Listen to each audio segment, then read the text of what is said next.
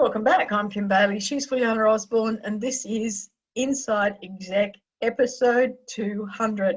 We have made it 5 years of talking with one another and talking to you and talking to our guests about issues that are around in the workplace today for senior managers and those who are looking to be senior managers. Thank you for being on that journey with us. As a mark of this 200th episode, we wrote to all of the guests that we've had during that period of time, and we asked them to send us the 2 most important issues that they see facing senior managers at the moment in 2020. And as we record this, it's September 2020. So we've been, for the most part, around the world, we've been in lockdown for between 4 and 6 months, and work has been very different in 2020. So let's hear what our guests had to say. And this from John Eddy. I think restoring trust among consumers and employees would be high on my list. A good example is the misconduct in the financial services and superannuation industries last year and transitioning into 2020 and beyond. Westpac and the Commonwealth Bank of Australia, 2 large Australian banks, are good examples. Consumers and employees need to regain confidence and trust in the leaders in these industries and possibly other industries who have not yet been identified. As we transition through the current COVID-19 pandemic and adjust to the changes we have all had to make in the way we work and communicate, we will need leaders and managers who think differently from the expected way of doing things. Our leaders and managers will need to be able to inspire, develop and motivate employees in new ways never before considered. Now, John was our first guest on the podcast and talked to us at that stage about mentoring and the value of mentoring in organisations. So thanks, John, for those words. And I have to say that I think that the second part, where you're looking at leaders and managers thinking differently and inspiring and motivating employees in new ways that they haven't considered before, is all about what 2020 is. Yes, I think basically they have no choice. Not just the leaders, though. We can't just abdicate it to say they have to inspire us, they have to think differently. We just sit here and take whatever and then criticize. I think it's important that we all think differently because we have to. We have no choice, no matter which part of the team we're in or organization, and make things happen in a way that respond to the current climate. Our next response is from Josh and Krystle Hockley. Now, Josh and Krystle, when we first met them, were triathletes in the early part of their career, and they have maintained that activity as well as a business life. Josh now has moved on to doing ultra marathons, and Krystle is coaching as well as competing in a little bit, but not so much. And they joined us for our 100th episode as well. And it's interesting to look at John Eddy, who, when he spoke to us, was at far end of his career, not the end, but certainly at the more senior end of his career.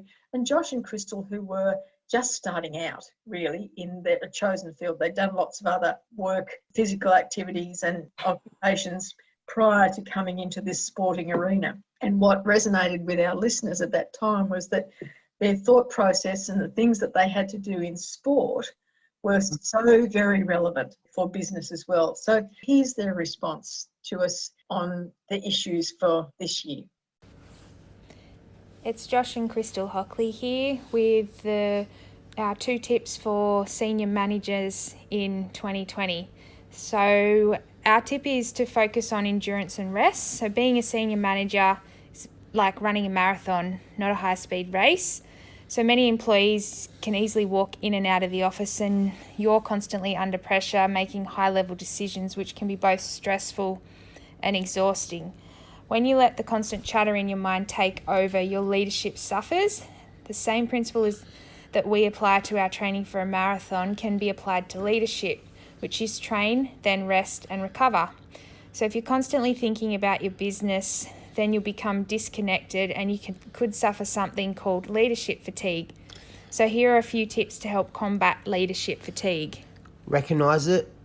So you can't combat it if you don't know it's happening. Look for this during moments of self-reflection. Create a simple plan to address the stress. So you could delegate more. Can you take a step back? Find the right mindset. You can't control everything happening to you as a leader, but you can control your mindset and the degree to which you commit to your plan to fight burnout.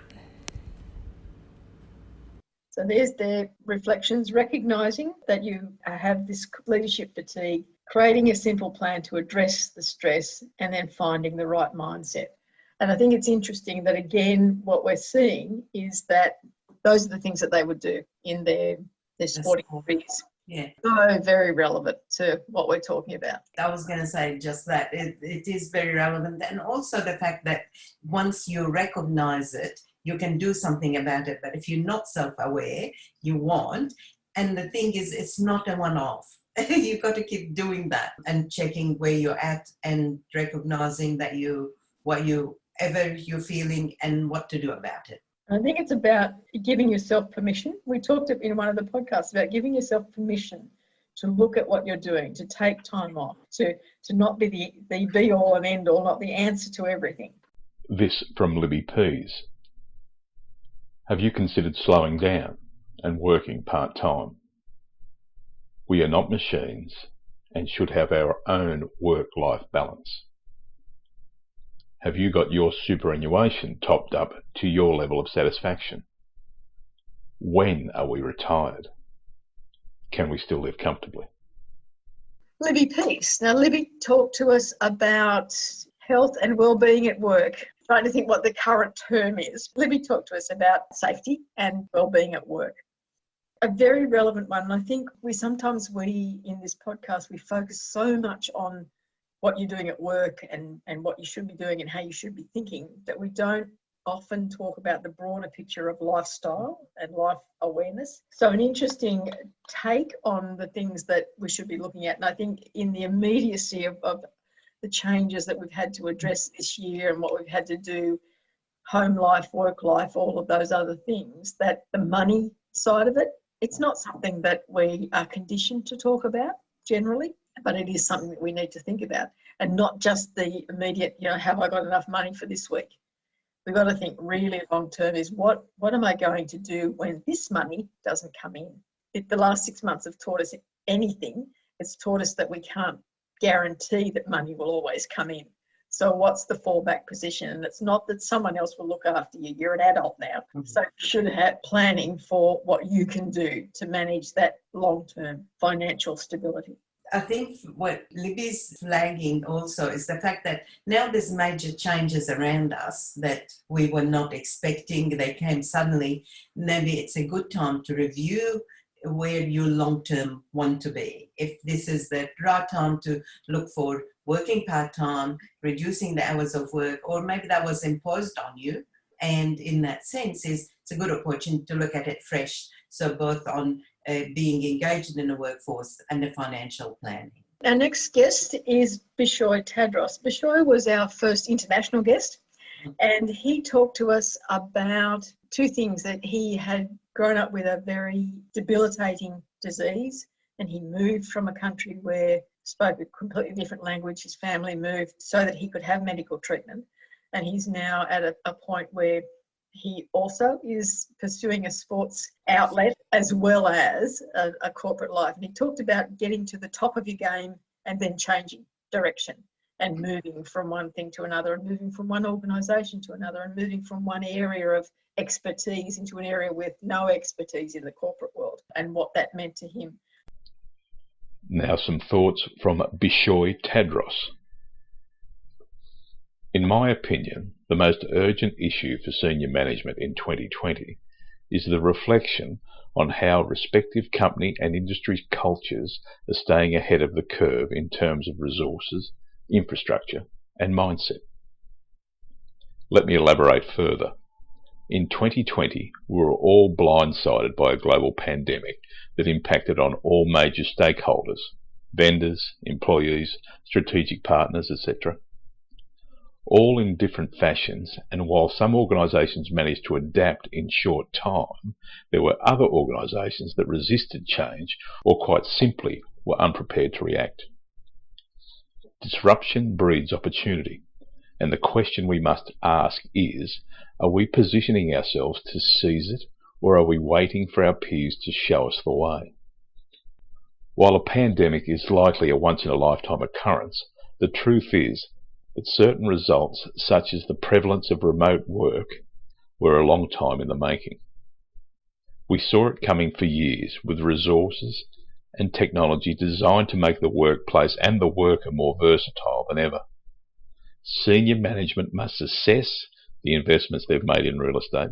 They must look at the technology they're utilising, and they must focus on the messaging they give their people, providing assurances that they are learning from COVID and committed to staying ahead rather than playing from behind in the case of future disruption. I encourage senior management in the most traditional sectors to take a step back and consider being challenges to antiquated practices, as the mindset will attract the highest levels of talent for future generations. A really interesting take, because as we know, he is very much in the finance industry based in New York. And I think it's an interesting insight into what he sees as the issues in his little corporate world at the moment, is that there wasn't enough change, there wasn't enough adaptability, even though the technology and the idea of working remotely had been around for such a long time. So he's talking about the main blocks for a company success, the culture, the resources, the infrastructure, and to position themselves for the future and not just play catch up.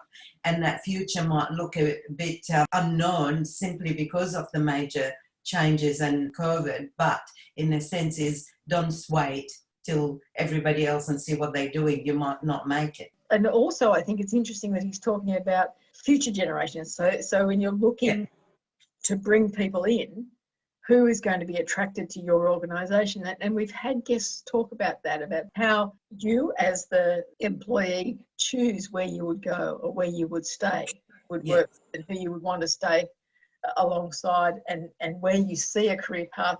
And this criticism that poor old generation gets that says that they won't stay anywhere. Why won't they stay? It's not them. You know, it goes back to the problem is not the problem. It's how you're seeing the problem. So some interesting words from New York, from Bishoy. So our next comments are from Trisca Scott-Brannigan. Trisca spoke to us about marketing and about promotion, and she is, at the time she spoke to us, she's not anymore, she's in a different industry now, but at that time she was in the education sector, and she was at a university here in Australia, and she had won a whole heap of awards for marketing of education at the tertiary level. Be really mindful of your team and colleagues' mental health. We are all experiencing our own challenges and have had to adapt so quickly and in unexpected ways due to COVID. Now more than ever, checking to see if people are okay is critical. And secondly, this is a year to be truly customer-centric. Customer behaviour has changed quickly and continuously in response to various stages of lockdown. It's really hard to predict what customers are going to need or want tomorrow. So it's really important to watch what they're doing today and be ready to pivot at any point in time and at the speed of time. This means, where you can, investing in your customer data so you can observe behaviour and respond in real time. An interesting take, you know, obviously from the marketing viewpoint in terms of being customer centric, and it's not something that we've heard from anywhere else up to this point. I think most corporate organisations now have a CRM, customer relations management system of some description. How are you using it at the moment, or have you put that aside to focus on your employees and your people that are there and not thought about the strategic partners that you've got in your business? It's more vital than ever to know how the behavior is and capture it and being able to respond. And your response might not be traditional, is what I'm reading. It might be just, it's the right answer for now and building the relationship for the future. And next comments come from Ken Wentworth. Ken talked to us about managing your business in terms of cash flow and financial management, as well as his experience. Once again, here we had someone who was a world beater, a world champion weightlifter. And he went from that environment where it was single focus, one target, hit that, and if he didn't hit that, well, and he talked to us about not being the right weight and, you know, the weight up and down, and all of the things that he did to his body as well as his mind in that environment, and how he transferred that to a work environment. And here again was someone who was in the top 3%, I think he said, of his chosen career path with a Fortune 500 company, place where so many corporate achievers want to be.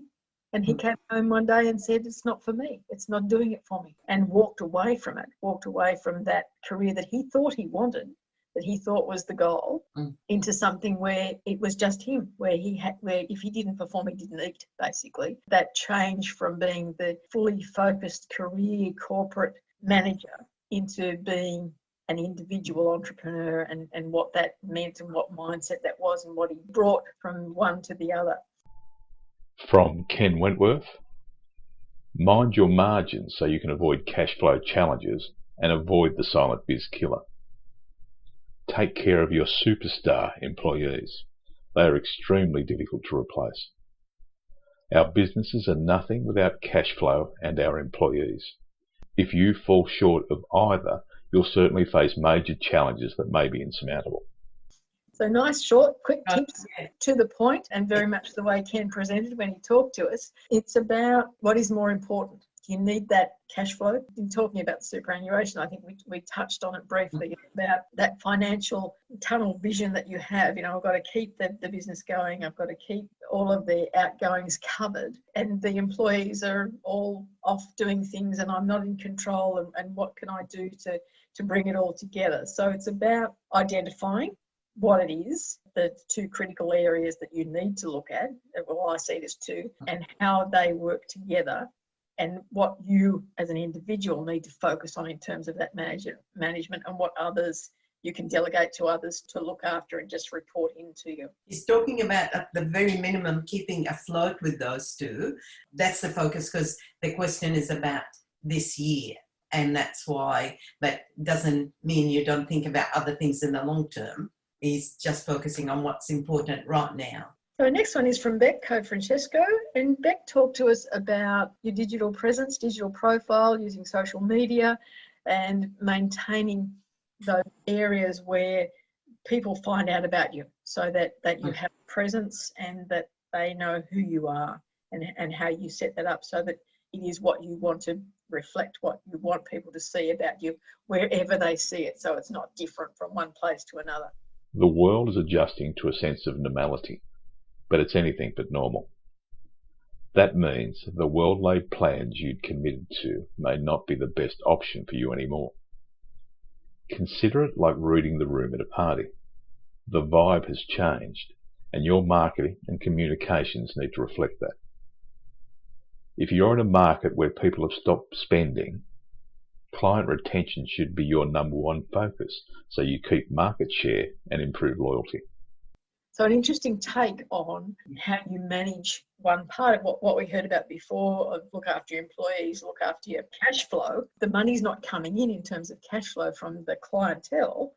How do you look after them anyway? Not just about bombarding them with email, because we've all, well, certainly I have had that be the focus with some of the places that I deal with, you know, whether I buy from them or not.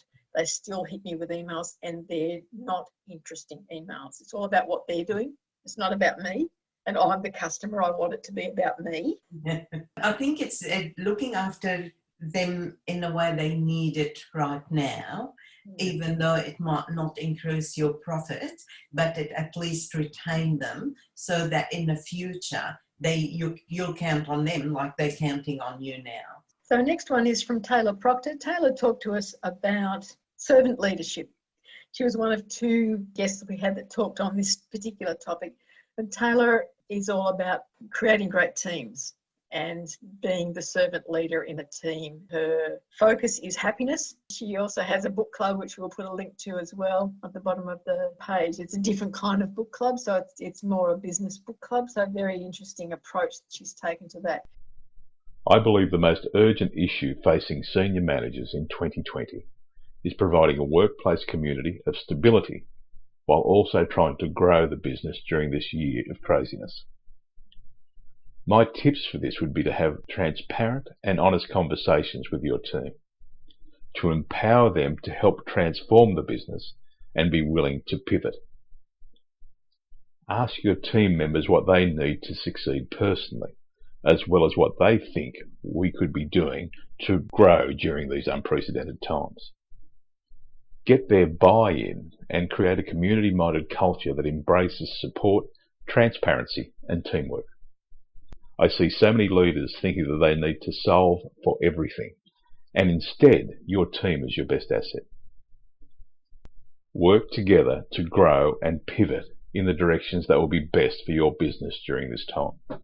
Very much the comments that she gave us when she talked to us about being transparent, about using the team and the team dynamic to get the momentum and the business happening and moving forward, and valuing their input.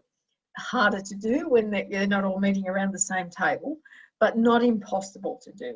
We talked about it with Nick Gorman, who we'll hear about in a little while, about how sometimes it's easier to have not everyone in the room, and that some will feel more encouraged to participate where they wouldn't in a room because they don't want to offend the person next to them. But the anonymity of the screen and the Zoom meeting gives them a little bit more power. And the opposite can be said, that some are not comfortable with this format and so don't contribute as much. So you've got to know that people are acting or behaving differently and still manage to bring all of that together. I think, again, yeah, she's re-emphasizing the importance of the team, not just to make them feel like they're doing, but they are valuable, extremely valuable. Instead of one opinion, yours, if you're the leader, you've got all these wonderful brains around you, and they will come up with solutions combined with your thinking and have more ideas that will turn into realities and answers to the situation. So don't underutilize fantastic resources that you have already. The next one is Geraldine King. Geraldine talked to us about mental wellbeing at work very early in our years of having guests, and we've had a few since then. Her message has just been reflected by all of the others that we've had. COVID-19 has demonstrated that businesses that had never thought of working remotely was possible are now doing just that. The challenge for managers is how to successfully manage remote teams. Who in the team is thriving working remotely and who is struggling? How will managers incorporate these individual preferences whilst ensuring that their teams stay connected and productive?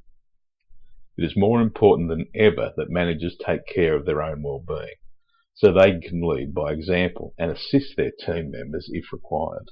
So just carrying on from what was said previously, which is a very neat way of doing it, not planned at all. But I think it's interesting that we're getting a recurring theme in all of these responses about managing change quickly, watching the team, working with the team, using the team. Just because they're not around you anymore doesn't mean that you manage them differently in the sense that they're not as important or that they're not as accessible, that you find their way where you can still have the interactions that you need for them and for you and the business. Again, re-emphasizing about you've got to look after yourself to look after others. And in other podcasts we talked about where on the plane say put your mask on first, then help people that need it, including children. So again, look after yourself so you can be well enough to look after others and lead by example is what Geraldine is saying. So our next one is from Lyle Tard. And Lyle was our very full energy guest who told us the wonderful story about dancing in Cairns when he first came to Australia. He entertained us greatly. Once again, he talked about servant leadership. And interestingly, because of his vast experience in the American Air Force as a trainer, he talked about it in terms of a very disciplined and structured environment, which was different to what Taylor Proctor had talked to us about. So it was interesting to hear from Lyle how it works, how he works from recruits when they first start right through to the senior management in the Air Force, and how that servant leadership approach works in that kind of very structured environment. Here are my two major issues for senior managers in 2020. Firstly, succession planning. Managers are so concerned about their current job that they are not preparing others to take their place, and in essence are not preparing to be promoted. The fear that is if you prepare your successor before there's somewhere for you to go, you might be out of a job, when in fact your board is looking for ways to invest more in you. ROI for them is an opportunity for you. Secondly, contingency planning. We can't have only a plan A anymore. Plato said necessity is the mother of invention. If 2020 has shown us anything, there is a need to have a contingency plan for everything we are doing. Thinking about what to do if things don't go as planned will be the difference between your project failing and succeeding. Managers need to invent ways of doing the same thing differently to be flexible and agile. Contingency planning is probably something that's been an undercurrent of what we've talked about so far, but I find the succession planning interesting because I agree with him. I don't think that's happening. I think people are so focused on, well, we're working differently. We're working differently. I can't think anything more than that. I'm not going to get promoted. The business is the same. Why would people be advertising for new staff when they're putting everyone to work remotely or then they've got no income? Why would I be looking at my career or what's happening with my career? And on the flip side, it might be depressing for some to think that they can't progress their career, that they had this grand plan of what they were going to do and how they were going to move through an organisation, and that's not happening, and they can't see what they need to do. So interesting, those comments. Yeah, just to make sure that it's still on the radar, because if you're trying to be motivating, if you're trying to look for the future and you're not planning for it, the priorities can be adjusted as well, but not totally neglect succession planning. It's not good. At this point, we're going to take a break in our discussion of our guests' comments because we don't want you to have to listen for longer than you're used to listening, and we've still got quite a few to go through. So for the time being, on episode 200, thank you again for listening and enjoying the comments that our guests have shared with you and with us. I'm Kim Bailey, she's Juliana Osborne, and this is Inside Exec.